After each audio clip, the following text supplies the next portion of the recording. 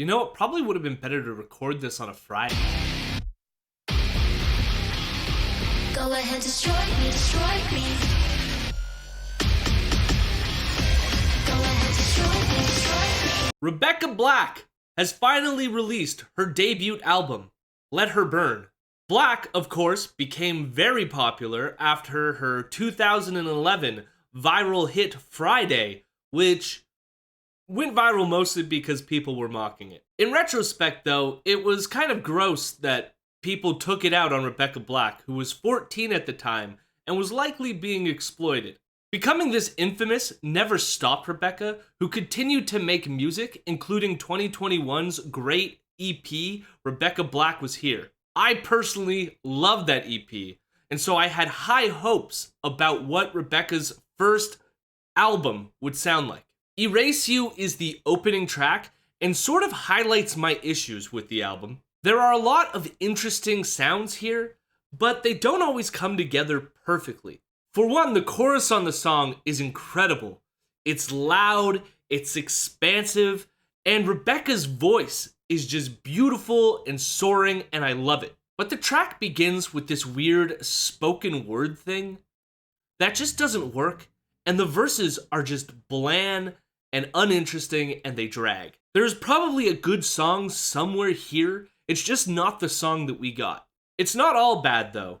The next track, Destroy Me, is an incredible song. It is a hyperpop influenced track with crunchy, loud guitars and these soaring synths. The lyrics even reflect Black's own history of being mocked on the internet, with her responding defiantly, "Go ahead and destroy me." It is often when Black hits these more personal notes that I find her delivery and her lyrics really shine through.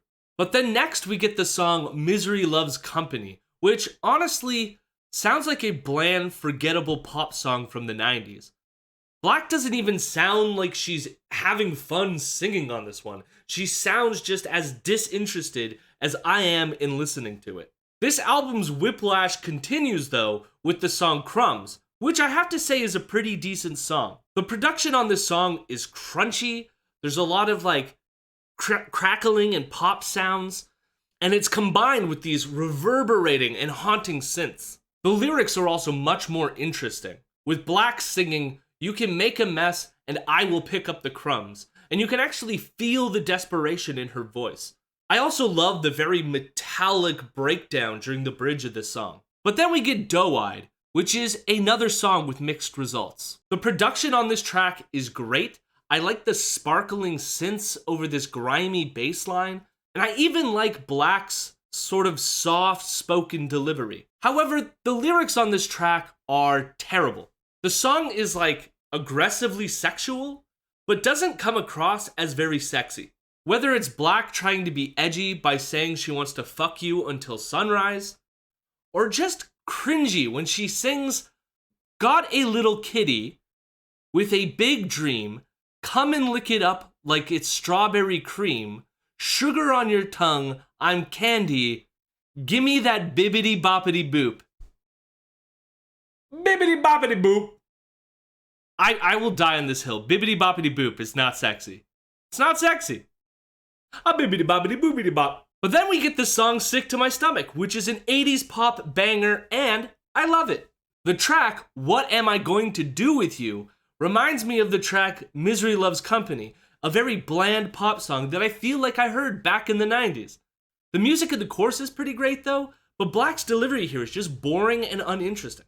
Cry Hard Enough is a beautiful pop ballad that transitions into this incredible dance track. It is so frustrating when there is a song this good on this album, it's clear they know what a good song sounds like. Black's delivery here is emotional, the lyrics are personal. I just wish this kind of energy was on the entire album. Look at You reminds me of early Kelly Clarkson, which isn't a bad thing. It's got that kind of pop rock kind of influence that you would hear on a track like Since You've Been Gone. It isn't a mind-blowing track, but it's a decent enough pop song. The album ends with the song Performer that is heartbreakingly beautiful. The lyrics are way more personal and self-reflective. She sings about how she's a performer, but she doesn't know that the performance is working. But in the context of this song, this is kind of left vague. I'm left wondering if the performance is her in her everyday life and how the performance isn't working because her putting on an act is straining her relationships, or if she's reflecting on her own history with being demonized by other people in the music industry for her bad song Friday. But you can really hear it in her voice that she's struggling with these issues and how much this song really means to her. The music is even adventurous on this track. It has like acoustic guitar, but then breaks out into this very beautiful cacophony near the end. And again, it really highlights how much she can write a good song that I just wish it was way more consistent on this album. I came into this thing wanting to love this album, and I think there are a lot of songs here that are great and worth listening to. I just wish it was way more consistent. I hope Rebecca Black continues to grow as an artist, and I hope that her future albums will just be even better than what we got here. I give this album a 6 out of 10. Thank you for watching. I hope you enjoyed it. Let me know what you think of this album. Give the video a like, it helps me out. And,